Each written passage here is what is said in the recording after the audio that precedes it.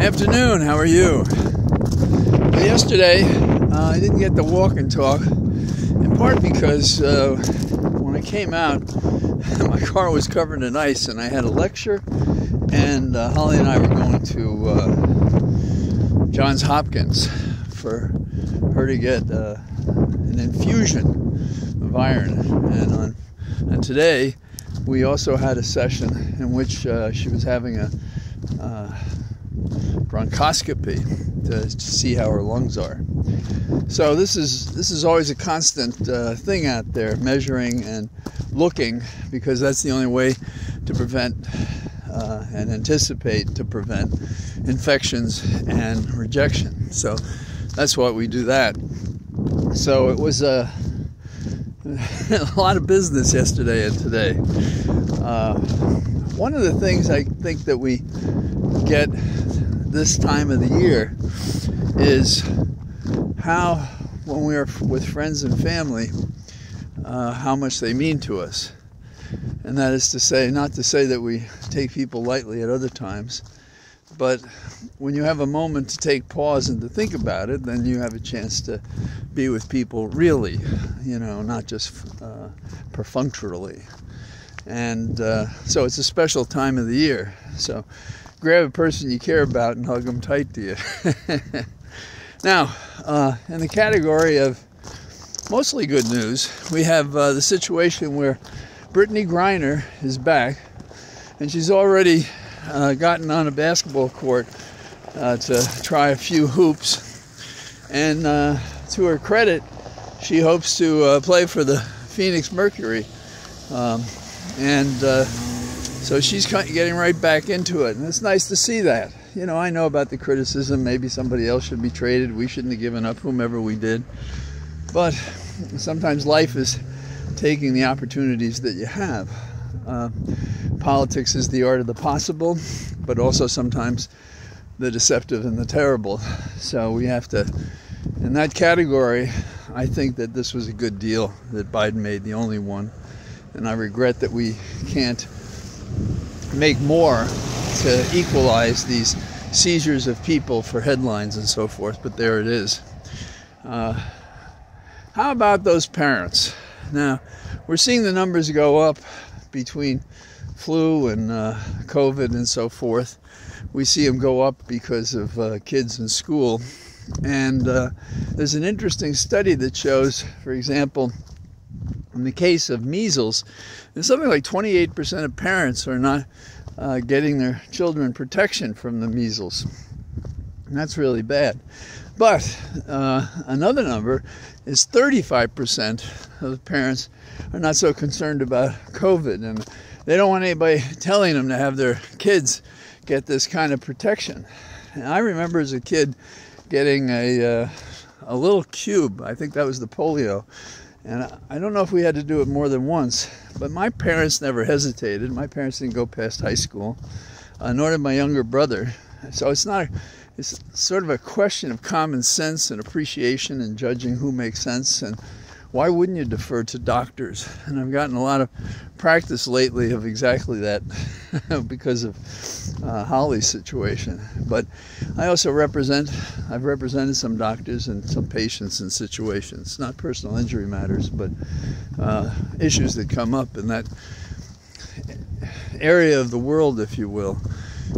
Ironically, the lecture that I gave yesterday was about scientific evidence and using experts. And I think it's critically important when we need assistance to understand a difficult concept that we go to the source. Of course, there's a lot of junk science out there.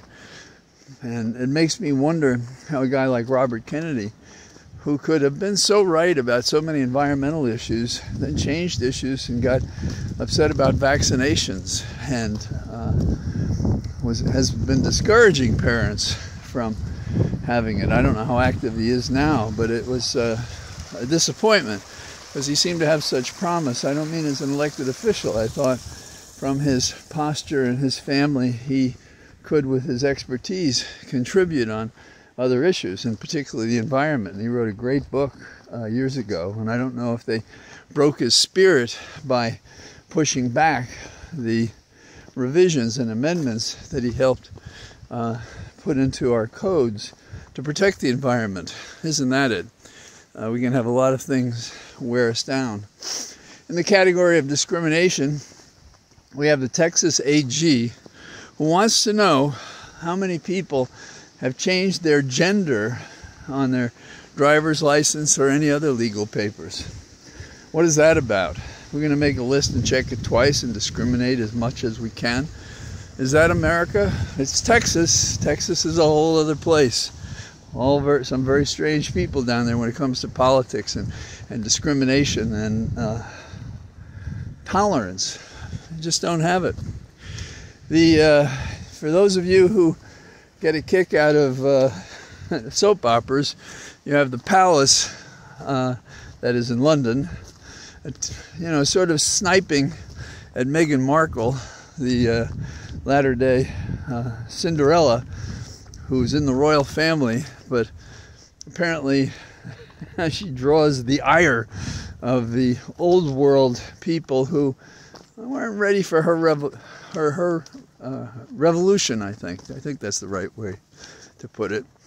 In the category of getting his just desserts, Rudy Giuliani has been having a DC bar proceeding, and the hearings have concluded, and the DC bar attorney has recommended that Rudy be disbarred, that he lose his license as a lawyer in DC. I support that. It's been a long time coming. I'd also support his indictment. I don't know how we can exist in a world where so many people do so much wrong with so little accounting required of them to make amends for what they did, to pay the price for what they did, the crimes they caused, the challenge to, well, truth in government, truth, period, and protecting our democracy, not undermining it, not challenging it, not compromising it, and doing the compromising and undermining by lies. It's a circular problem, and we see these people take it so lightly. Going back to Representative Green, the other day she said, "Oh, we ran the riot. Bannon and I, we would have done much better, and we would have brought more guns and so forth." Well, that's really something. And then she walked it back. I guess they sat on her head. So which do you believe? I believe it wasn't a joke. I believe she meant it. I believe that she thinks, she and Bannon, geniuses, that they could do whatever they want and get away with it. And by failing to prosecute him, we get to that point. I get upset when people are cheering on the Justice Department as if something's been accomplished. Nothing will be accomplished involving Trump until he is actually indicted, he is actually tried, he is actually convicted. Everything else is noise. Everything else is, here, hold my beer, but I'm not going to take the chance of really messing this up. So, as I started at the beginning, this is a time when you can see old friends, family members, and tell them what you really think about them. I mean, the good stuff. We have enough in the world of people telling the worst about others. And there are a lot of really good people, and we might forget that when we see so many bad people all the time. The daily newspapers are basically the rough sketch pad of the tragedies of the day. You might call it error management. By knowing what's going wrong, we know what we should be repairing. And people don't want to read good and happy stories. Don't get me wrong. They may be right. And no less than Aristotle thought that tragedy was a higher form of art. Tragedy is, in his classic sense, the protagonist, the hero, with perhaps a fatal flaw of character. Envy, hate, bad temper, suspicious, not smart, doesn't know all the facts. Ask King Lear about that one. And